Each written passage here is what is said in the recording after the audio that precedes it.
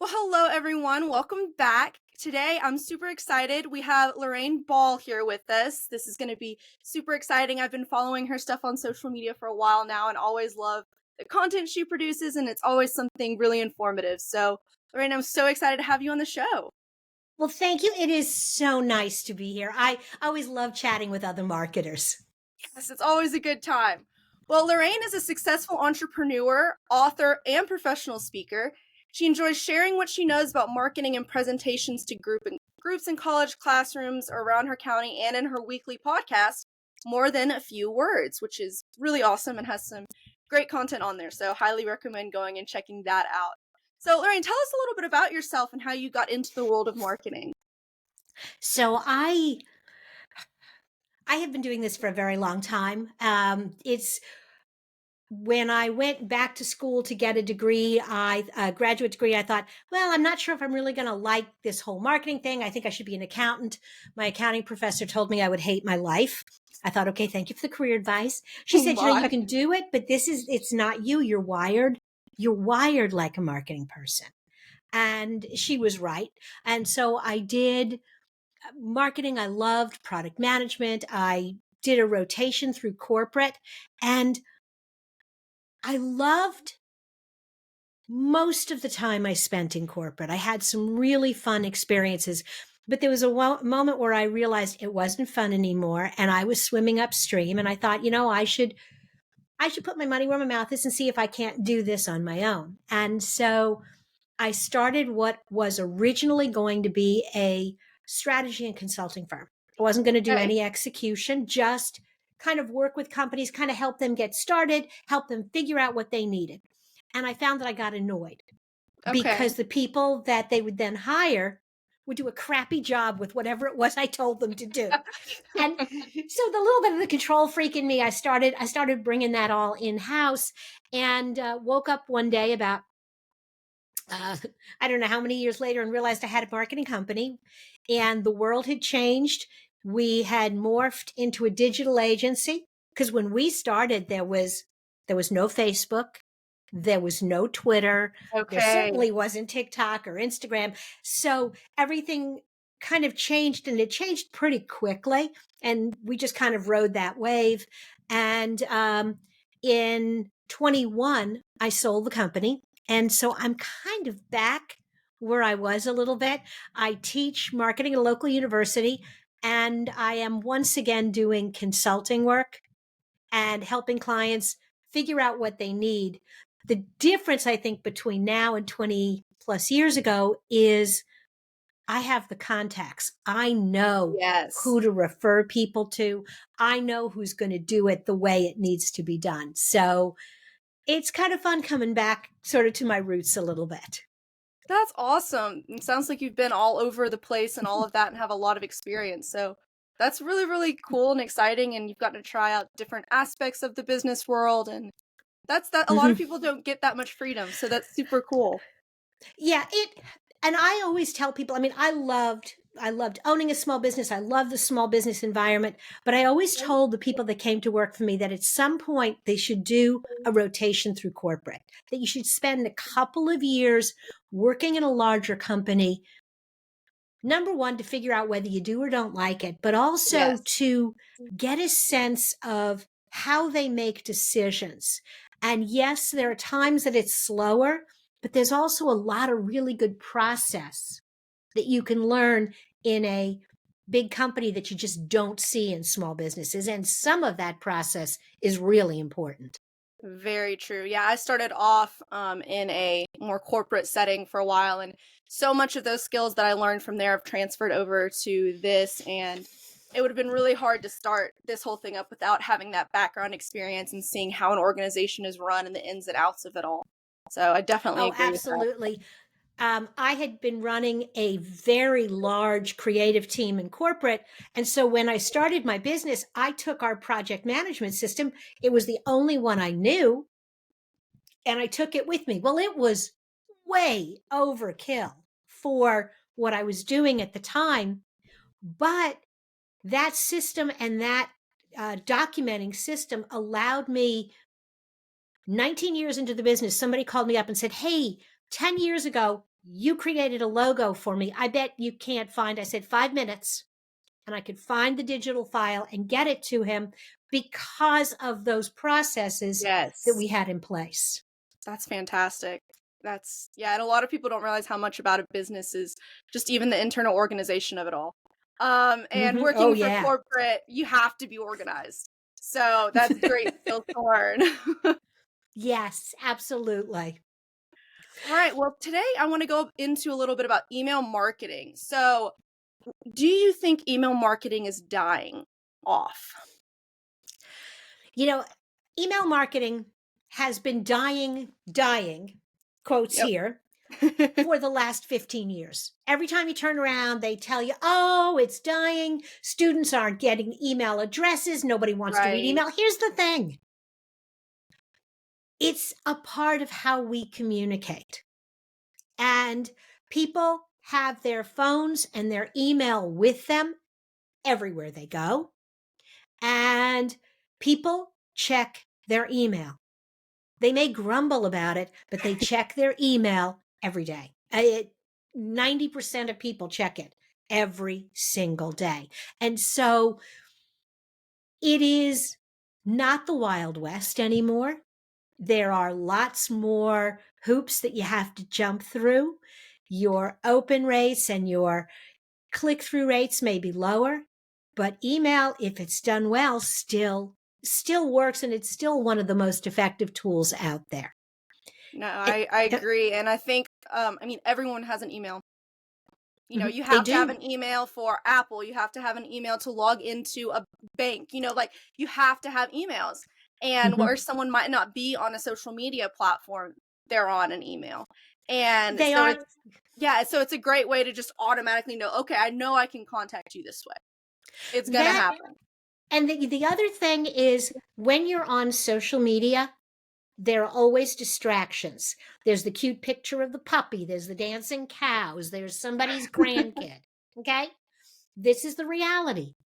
But when you open your email, and it may not be for very long, but in that moment, when you open up an email from me, I have your undivided attention. And there's power in that. Very true. Very, very true. So, what would you say is the most important thing to remember when it comes to email marketing? A couple tips or something you have to remember this in order for email marketing to thrive. I think the single biggest thing is building a permission based list. Mm, It is so tempting to scrape email addresses just so you have a lot of people on your list, but they don't care. mm-hmm. And so you are way better having a smaller list of people who are really interested, because that's a much better gauge of the receptiveness of your audience. I had, I mean, I I started my email program in December of 2002. Okay. There are people who are on my email list today who have been getting emails from me since December of 2002, March and April of 2003. That's Now, amazing. not a Wow. lot, but Right. the people who are interested have stayed with me.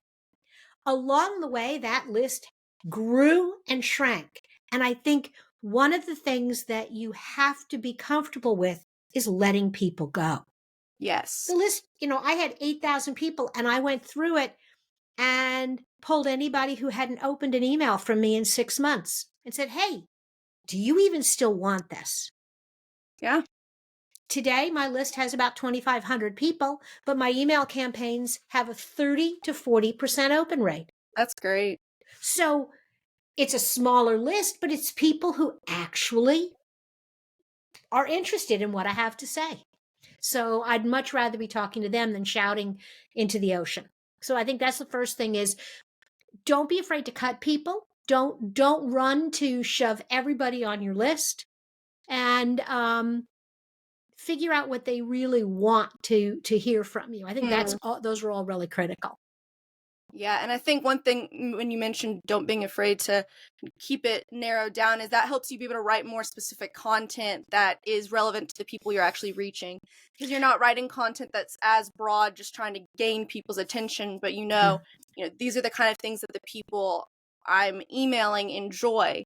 Mm-hmm. And that's going to make them more interested in your brand and your company by saying, okay, I actually like this stuff. Let me hear more from them versus this is so generalized every time.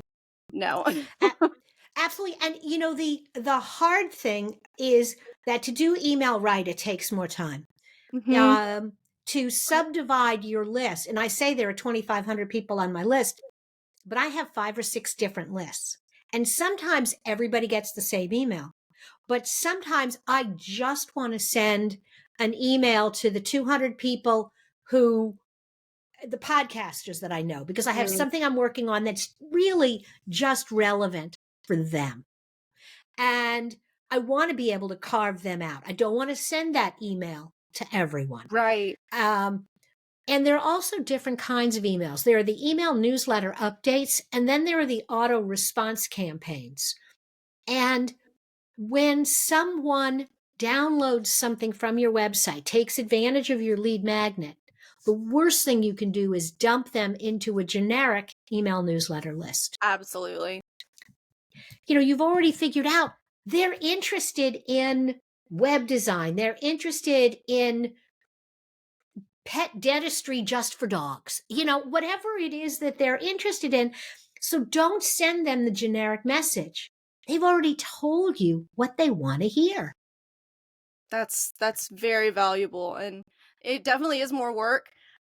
Just curating those individual emails and putting thought into it, and then even just going, especially if you've already starting off with a large email, Mhm. 5,000 people, then going through each one and being like, what do they want from this? It's a Mhm. lot of work, but I definitely see a whole lot of results from that. Because then people are going to open the emails and they are going to engage with it versus saying, how is this relevant to me? Only 1/3 of the things they send me actually matter to me. Um, So one of the things that I can do, and I think different software tools have different ways to do this, but it's called click segmentation. So I send out an email and then I'm like, hey, would you like to hear about X, Y, or Z? If you click any of those buttons, you get on those lists. If you hmm, don't, you don't. And the minute you express an interest, I pull you out of the generic list.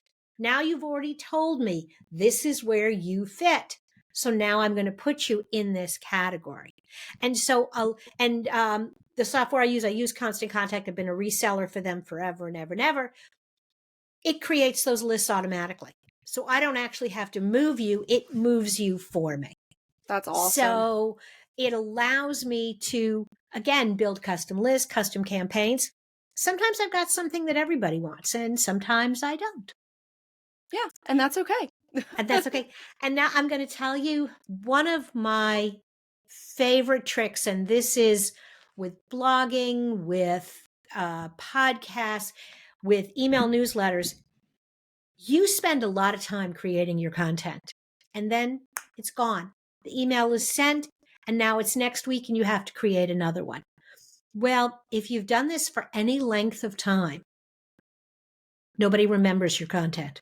Hmm. And you can reuse, repurpose. When it comes to articles on your website, updating them will add way more value from an SEO perspective than creating a new article. Hmm. And taking your email newsletter with a different introduction and covering the same topics again, number one, people won't remember. And with a little help from ChatGPT to rewrite some of your titles, it's it's a brand new email. That's so good. And one thing we're really about here at Digital Journey is learning how to be efficient with our time. Mhm. Because there are some people that are content creators and enjoy spending 3-4 hours a day on the digital aspects, and then there are some people that just want to do what they need to do to be good at it, but aren't interested in that. And so, being able to repurpose content and have it be evergreen is so Mhm. valuable. And also, it's just reinforcing those ideas into the people's head you're sending emails to. The more times we read Absolutely. something, the more we're going to remember it. And you don't want, I mean, you don't want it to sound exactly the same, but it's Right. really funny. I did that once by mistake. I resent a campaign and my click-through rate was better. And Interesting. I was like, what Interesting. the heck?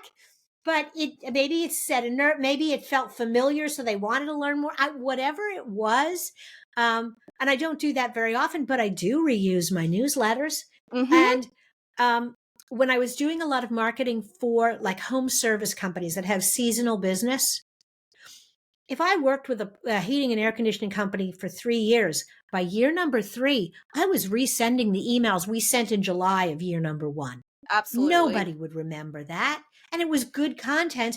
And I have the data. I can look at all of the emails we sent and go, you know what? That's the one we need to resend because that one knocked it out of the park. Absolutely. That's so good to Mm-hmm. remember. Just, being efficient with what you have and not Mm-hmm. stressing out about it, but knowing what you can do for something to be great without spending hours and hours and more time in it than you need. No, and I think one of the mistakes that a lot of small businesses make is a lot of small businesses and solopreneurs don't put a value on their time. Well, it Mhm. took me 2 hours. Okay, it took you 2 hours. What would what could you have done in that 2 hours that would have generated revenue, that would have added more value to your business? And if that's the case, can you pay someone $20 an hour to Right. do? The first time I hired an assistant to take all the business cards that I would pick up because I was running around trying to make friends, networking my little butt off. And I was going everywhere. And I'd come home with these stacks of cards and be like, okay, every one of these people, I want them on the newsletter. But these people in this stack, I want you to send them a note that says, hey, I really enjoyed meeting you. It was, we had a great conversation, would love to continue it. These people just put in the database.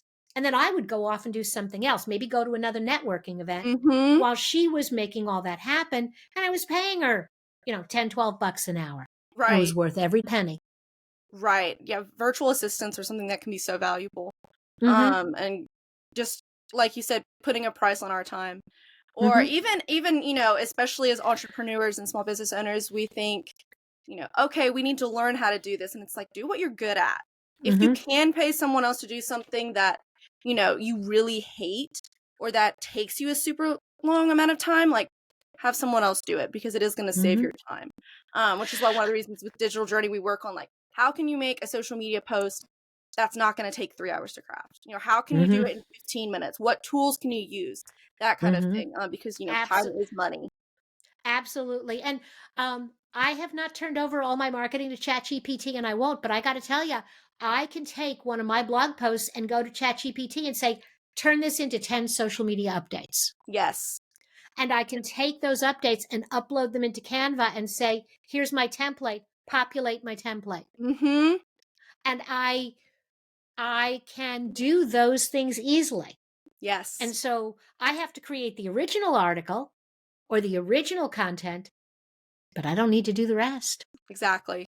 And that's so valuable to take advantage of the resources you have. And I love what you said, you're creating the original work. So you're not Mm-hmm. saying, ChatGPT, you do all of this because then that loses some Mm-mm. of that personal touch, but you're creating the original work and then using the tools available. And I love that. Mm-hmm. Yeah, That's because awesome. otherwise ChatGPT left to its own devices is either very stiff, sounds like my high school English professor, or sounds like a college frat boy. Yeah, Yo, bro, this is really, and neither of those voices are mine. exactly. Yeah. No, that's really great.